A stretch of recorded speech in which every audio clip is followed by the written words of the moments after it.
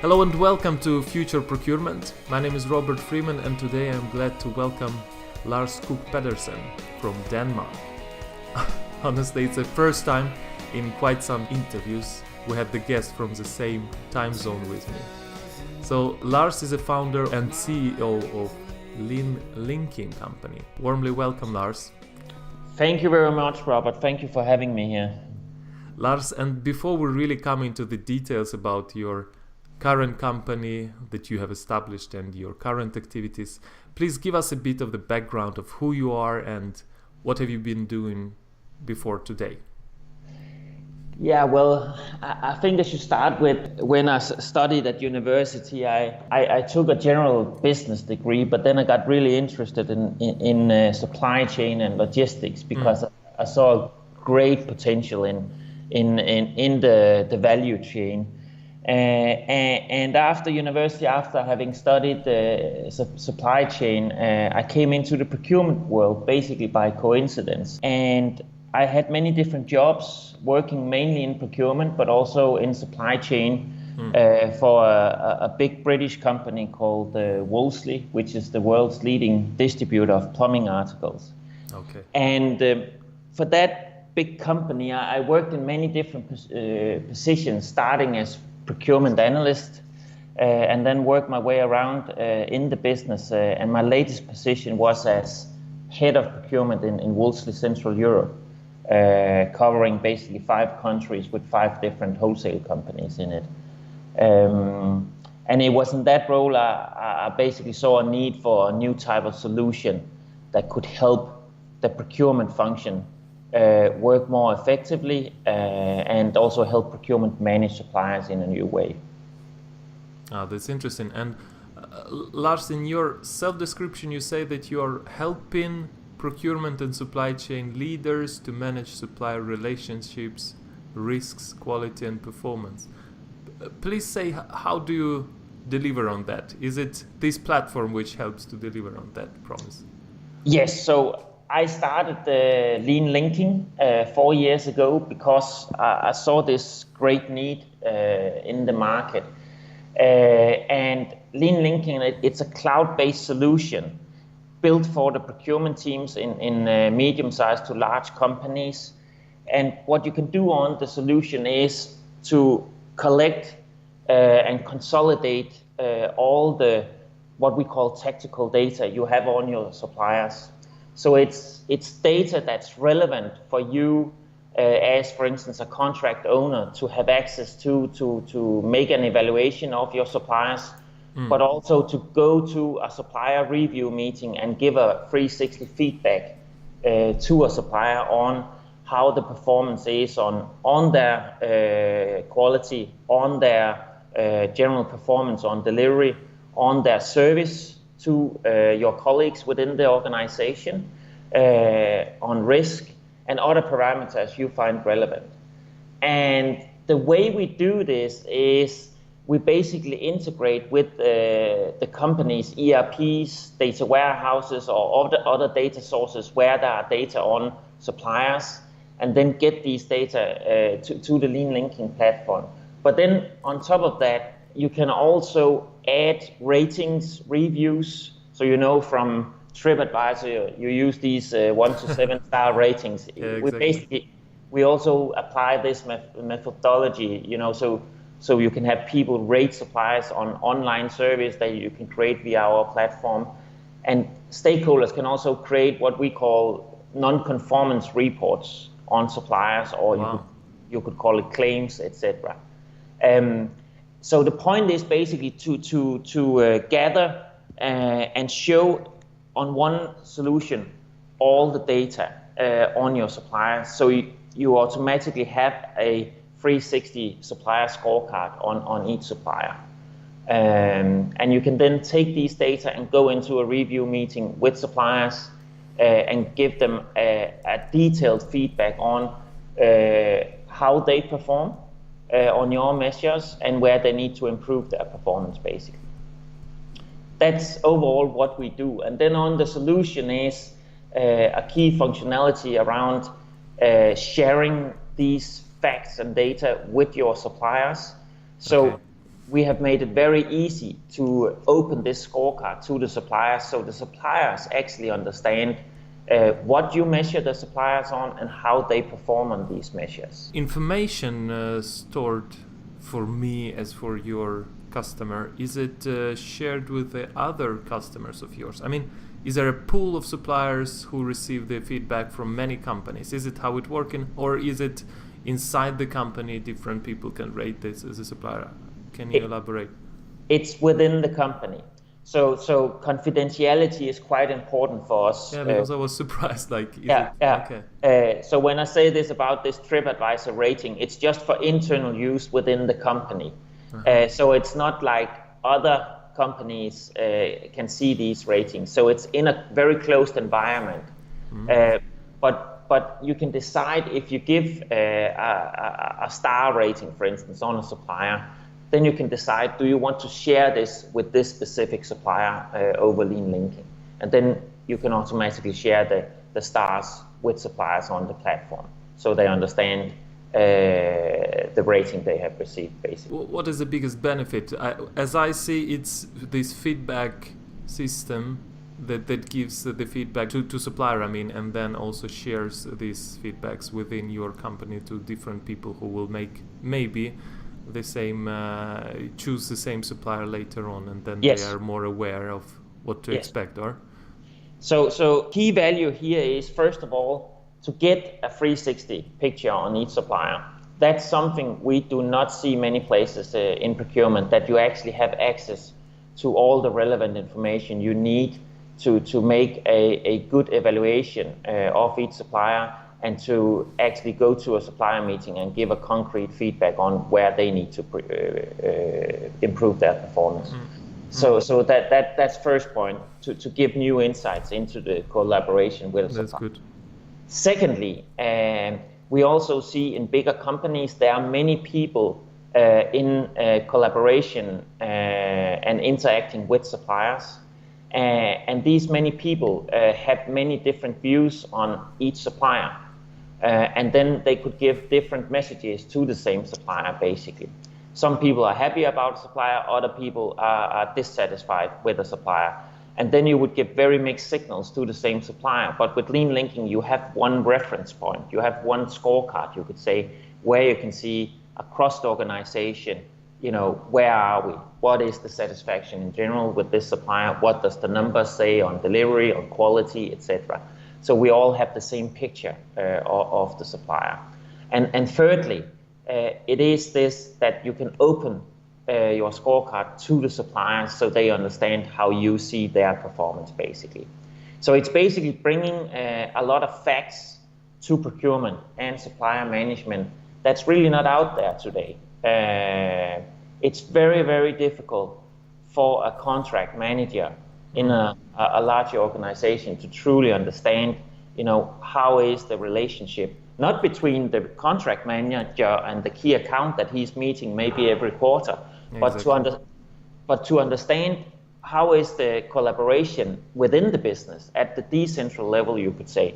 How is the cooperation between the guy standing at the warehouse receiving the trucks and the shipping department on the supplier side, for instance? How is the cooperation between product innovation within your company and the R&D department on the supplier side, etc.? So it's to understand all these different relationships at the decentral level, you could say, within the business, that completes this picture of your suppliers. And that's what we help companies build. I like it. And recently I was writing about the relationship-based procurement, if you know what I mean, about unethical things in procurement, about corruption. It was we were discussing with Joshua Ching from Singapore, and we were exactly talking about this, that things are sometimes so well established between a person and a person in the companies, and then with such solution as you describe it helps to take away this kind of subjective matter and to put together facts, feedback from different people, not from only one person, KPIs, right? So it's like soft measures together with direct facts and KPIs and things like that, which form the picture of this supplier and which gives the feedback to this supplier. Exactly. So really interesting to see more. Maybe you can attach into this podcast episode, we can attach maybe some description of your platform. Maybe you have some overview of your platform. Could be great to share also with our listeners. I would be happy to. Please. And then can you say 2 words about who is the key customer of yours? How big is the company which is your ideal customer, if you say like this? What area maybe is the best interest for what segments? Yeah. So our current customers, the size they have is basically from 200 full-time employees up to 26,000 employees. It is mainly in the Scandinavian region. We have clients and a few in UK also right now, because we are Danish and still quite young company. So we have been focusing on the Scandinavian area, and we have just hired 2 new people for the UK market, based in UK now. So focusing much more on UK here in the coming period. Our key markets is wholesale and manufacturing companies, because these types of companies typically have many data on suppliers that are quite scattered. Exactly. That's what I thought. In the system landscape. And there is a great need here to actually proactively manage your suppliers and how they perform towards the business. So if you have a supplier to a manufacturing company that does not deliver poor quality, it really hurts production, for instance. So you really need to keep track of how these suppliers actually perform. And in wholesale companies, you even have much more data on your suppliers. You can even measure your suppliers on margins, on sales. How is the sales going on a supplier's products out of your business. So there are many data on suppliers in distributing businesses today, and they are really not utilized to a great extent in most distributing businesses today, and we can help them do that. We are also having customers within the service businesses. So, for instance, we have Telegraph Media Group, the Telegraph, the newspaper in England, and the reason for that is that they have so many users within the business that uses suppliers' products. So that could be IT suppliers, where you have many users of their products, and then it's relevant to have the users of the supplier's product to evaluate the supplier's product via our platform, basically. Extremely interesting. I must see it now. Can you say more now about the integration? You said that it can be integrated to ERP system, for example. I mean, what is the source of, or how do you supply the KPIs, for example? How do you extract that? Is it integrated with the local systems? Is it tailor-made, or is it like a general platform, which is just a turnkey platform? Well, we have a very flexible solution to integrating with other solutions. So first of all, we can get data from our clients' ERPs, data warehouses, even Excel sheets. We see also clients that store, you can say, core data on suppliers in Excel sheets, because that's basically the solutions they have available.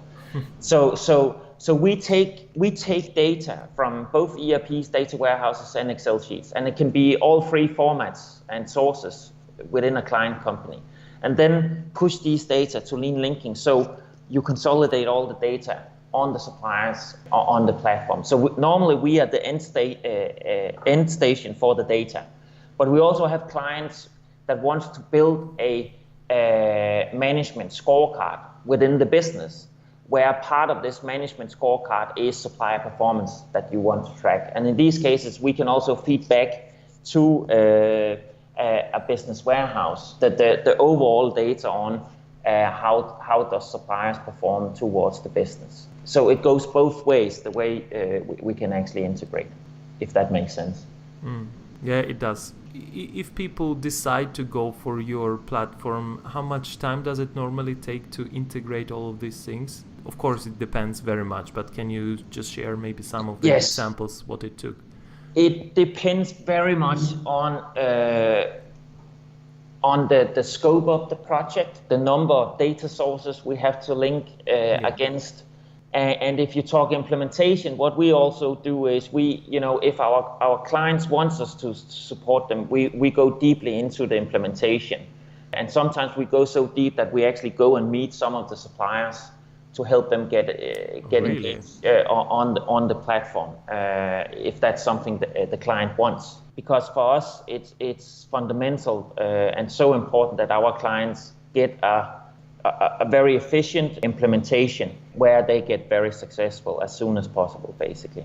Yeah, that's mostly very much appreciated, at least from my side, when it was the start of any new software or platforms. That was a disaster. And yeah, but I mean, such support is so important on the first initial stages, and this is like a deciding factor for many of the new implementations. I mean, it's the same about having the first impression about the person. The same is when you implement the new things to your colleagues or suppliers or whatever. If it's crappy in the beginning, if it's confusing in the beginning, you don't want to use it ever more.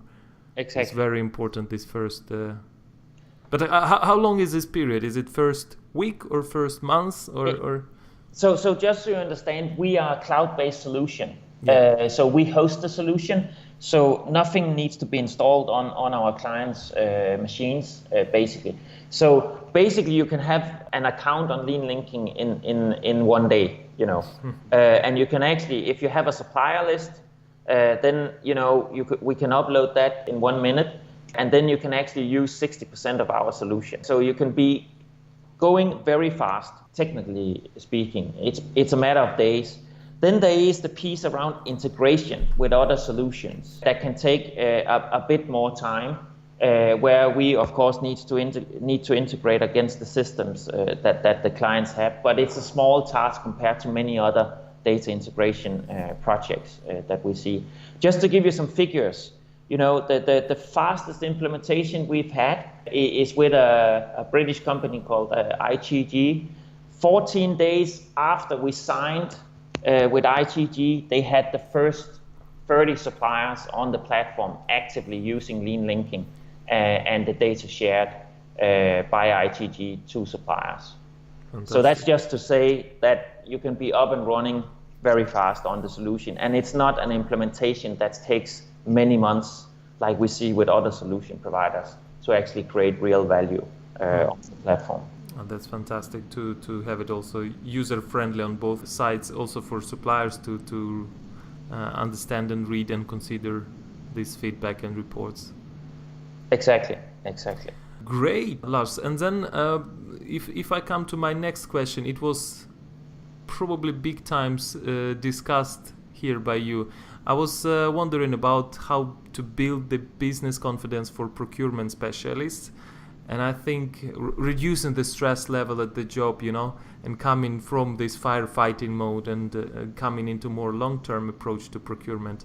And I think what you have described with this being fact-based is so big times answering this question. Or do you have any more hints or advice how to reduce the stress level for procurement specialists? I don't know if I have any specific advice, but I think, I don't know if procurement is very different from other functions. Okay.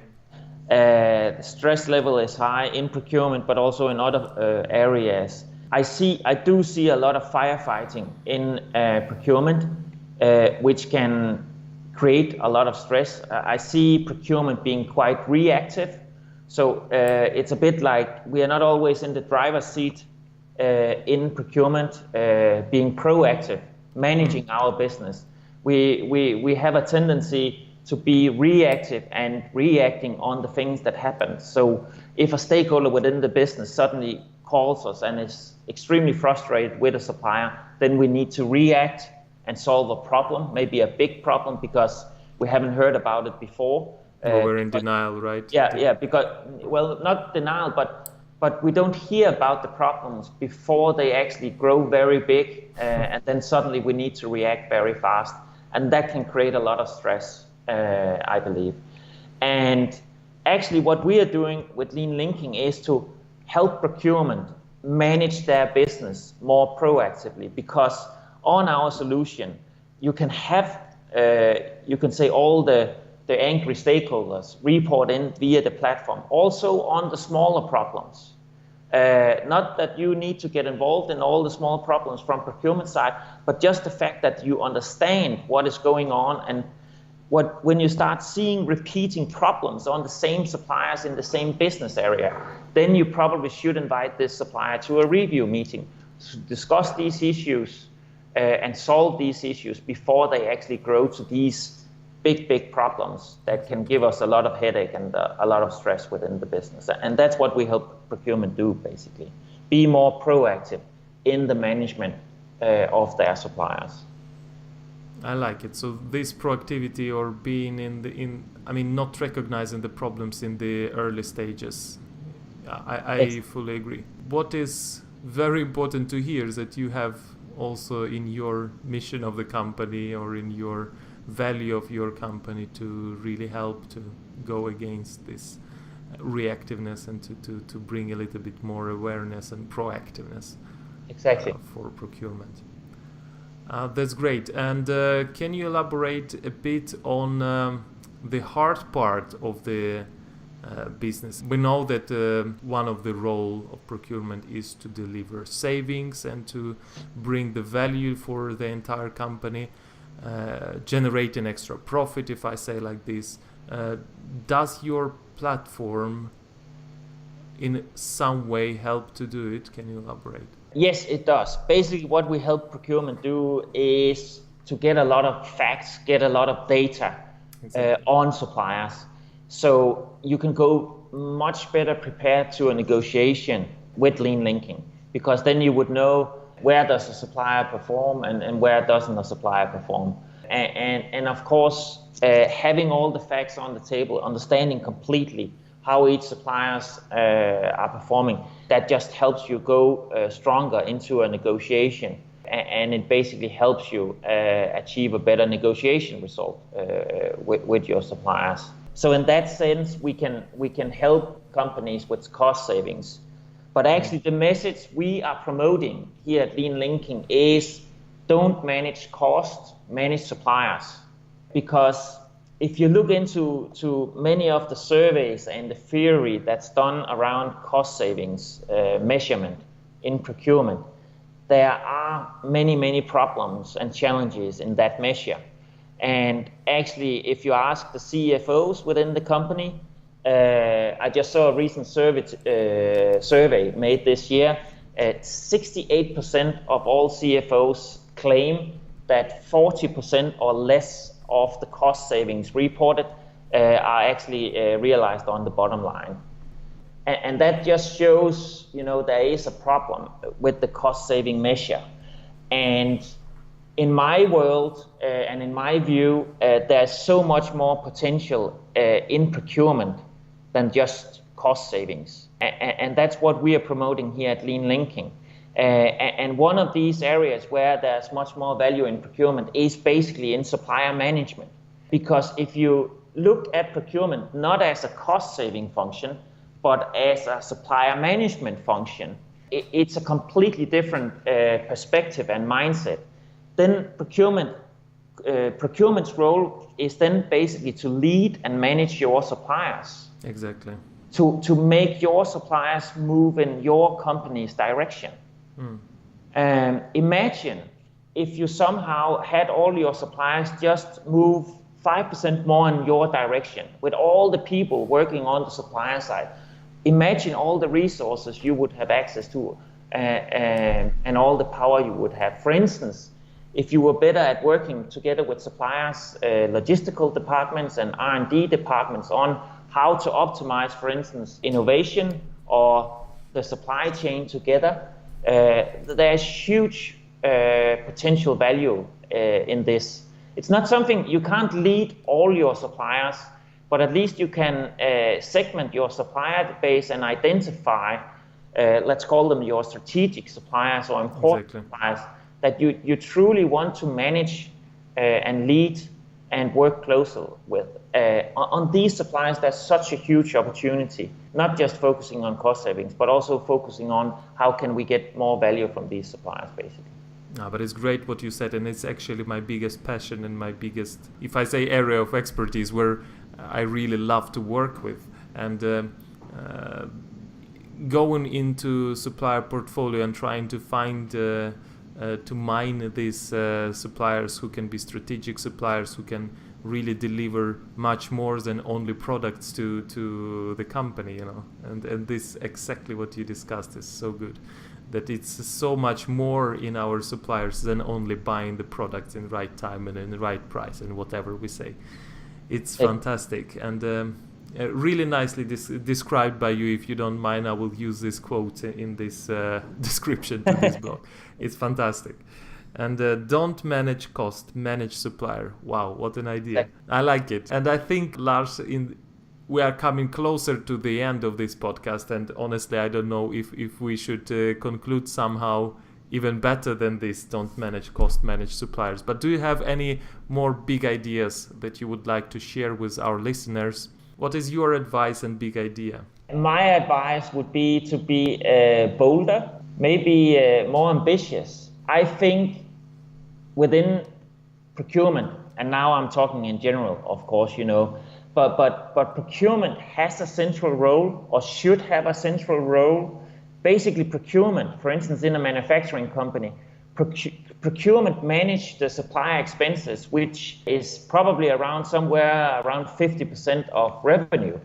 So procurement is basically managing the largest share of the total cost within the business. Procurement should have a more central role within the company. Procurement should be more important, you could say. They should be on the CEO agenda. And to be honest, procurement doesn't have this role today in many companies. But I'm sure when we look 10, 20 years into the future, this will have changed in the bigger companies, I'm sure. You know, so my message is just to procurement: be bolder, be more ambitious. You have the right to be, and then show the results. Show that you can actually create value, not just cost savings. And I'm saying this with the highest respect, but not just cost savings, but also value creation for the company. Because when you demonstrate to the company that you can actually help, for instance, stakeholders create more value within the business, then you will also get your seat at the board table, basically. And it's very nice to hear, Lars, that you are saying that this is the future procurement, to have this approach. Sure.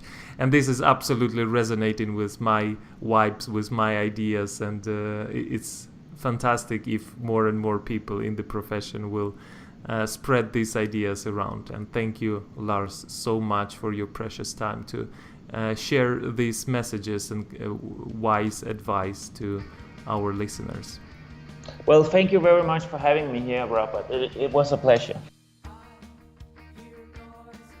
So, dear listeners, how did you like this podcast episode? Today we were talking with Lars Kuch Pedersen from Denmark, who is helping procurement and supply chain leaders to manage supplier relationships, to manage risks, quality and performance through his LienLinking platform. I will for sure add the link to this platform in the episode description so you can go there and check. It's really worth it. Thank you so much for being with us until the very end of this episode, and as always I ask you to share this episode with your friends and colleagues who can benefit from having this information and from having the best procurement ideas from all around the world. Just like today. Please send us your emails. We are info@futureprocurement.net. Also send me your questions through Facebook or LinkedIn. This was Robert Freeman and Future Procurement. Talk to you soon.